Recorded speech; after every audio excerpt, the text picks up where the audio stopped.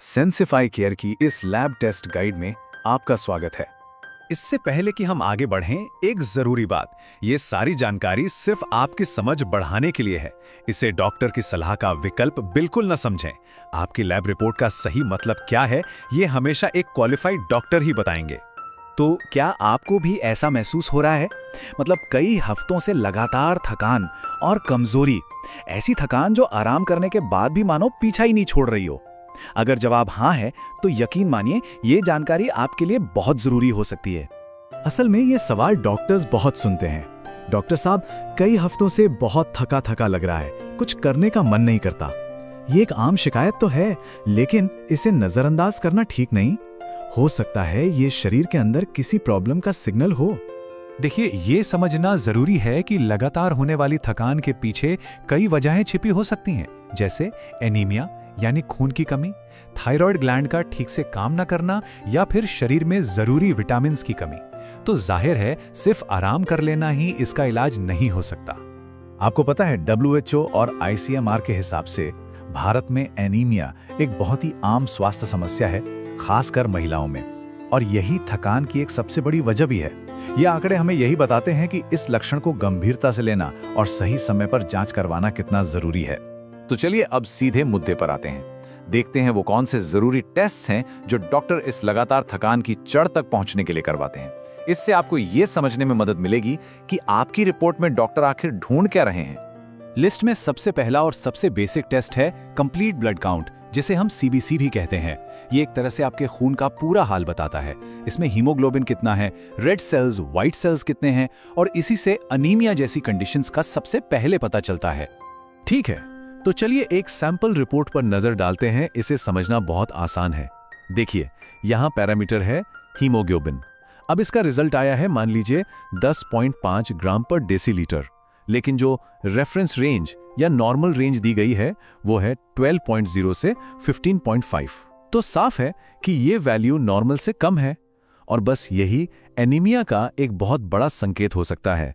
अगला बहुत ही जरूरी टेस्ट है थायराइड फंक्शन टेस्ट, जिसमें खास तौर पर TSH लेवल देखा जाता है। देखिए, थायराइड हमारे शरीर का एनर्जी मैनेजर है।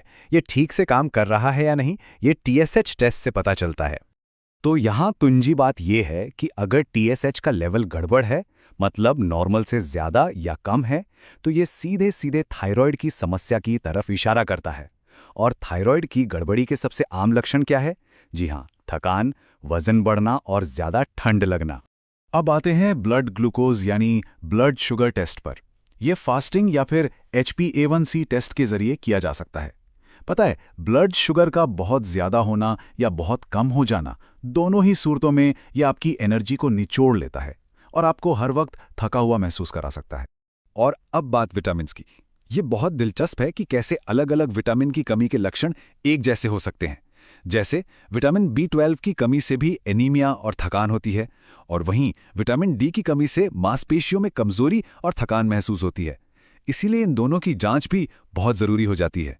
इन मेन टेस्ट के अलावा भी आपके डॉक्टर कुछ और टेस्ट की सलाह दे सकते हैं, जैसे कि लिवर फंक्शन टेस्ट यानी LFT और किडनी फंक्शन टेस्ट यानी KFT।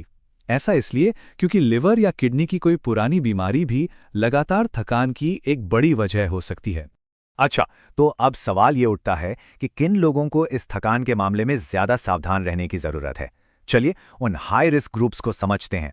देखिए, इस लिस्ट में महिलाएं, खासकर गर्भवती महिलाएं, बुजुर्ग, डायबिटीज या थायराइड के मरीज और वो लोग जिन्हें किडनी या लिवर की कोई पुरानी बीमारी है, शामिल हैं। मिसाल के तौर पर, महिलाओं में हर महीने होने वाले पीरियड्स की वजह से आयरन की कमी और अनीमिया का खतरा ज्यादा होता है। तो चलिए, अब रिपोर्ट आपके हाथ में है। उन सारे नंबर्स और शब्दों को देखकर घबराने की बिल्कुल जरूरत नहीं है। आइए मैं आपको रिपोर्ट समझने का सबसे सीधा और आसान तरीका बताता हूं। रिपोर्ट को समझने का पहला और सबसे आसान स्टेप है अपनी वैल्यू को नॉर्मल रेंज वाले कॉलम से मिलाना। हर टेस्ट के सामने एक रेंज दी होती है, जिसे लैब नॉर्मल मानती है। आपको बस ये देखना है कि आपकी वैल्यू उस रेंज के अंदर है या उससे बाहर। और बस यहीं पर सबके मन में पहला सवाल आता है, अगर मेरी वैल्यू इस नॉर्मल रेंज से बाहर है तो इसका क्या मतलब है? अब देखिए, यह समझना बहुत बहुत जरूरी है। जैसे ही कोई वैल्यू नॉर्मल रेंज से बाहर दिखती है, मन में घबराहट होना स्वाभाविक है। लेकिन रुकिए, एक एबनॉर्मल रिजल्ट का मतलब हमेशा ये नहीं होता कि कोई बीमारी है ही। आपका डॉक्टर सिर्फ इस एक नंबर को नहीं देखेगा, वो इसे आपके लक्षणों और बाकी जांचों के साथ जोड़कर मतलब पूरी सूरत को देखेगा। और हाँ, हर लैब की रेंज थोड़ी बहुत अलग हो सकती है। इसलिए सबसे जरूरी बात, रिपोर्ट के आधार पर खुद से कोई भी दवा शुरू करने की गलती बिल्कुल ना करें। तो अब आपको करना क्या है? ये स्टेप्स बिल्कुल साफ हैं। पहला, घबराना नहीं है। दूसरा, रिपोर्ट देखकर खुद के डॉक्टर नहीं बनना है। तीसरा, आराम से अपने डॉक्टर से अपॉइंटमेंट लेना है। और चौथा, याद रखिए कि आपकी रिपोर्ट का सही मतलब और सही इलाज दोनों आपके डॉक्टर ही तय करेंगे। हाँ, एक बात का ध्यान जरूर रखें, अगर आपकी रिपोर्ट में हीमोग्लोबिन बहुत ज्यादा कम है या फिर ब्लड शुगर लेवल बहुत ज्यादा बढ़ा हुआ है, तो ऐसी सिचुएशन में इंतजार ना करें, अपने डॉक्टर से तुरंत बात करें।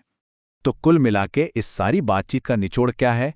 यही कि सही समय पर सही जांच करवाना बेहद जरूरी है। ये जांच ही हैं जो थकान जैसे एक आम से दिखने वाले लक्षण को एक साफ सुथरे डायग्नोसिस में बदल देती हैं और सही इलाज का रास्ता खोलती हैं। तो इस जानकारी के बाद शायद अब अगला सवाल ये होना चाहिए कि अपनी थकान और लैब रिपोर्ट्स के बारे में डॉक्टर से और बेहतर तरीके से बात कैसे की जाए, ताकि आप अपनी सेहत की इस यात्रा में एक एक्टिव पार्टनर बन सकें। अगर ये जानकारी आपको काम की लगी हो तो इसे अपने दोस्तों के साथ शेयर करिए, सेंसिफाई केयर को सब्सक्राइब करें और आपके सवाल नीचे कमेंट्स में जरूर लिखें।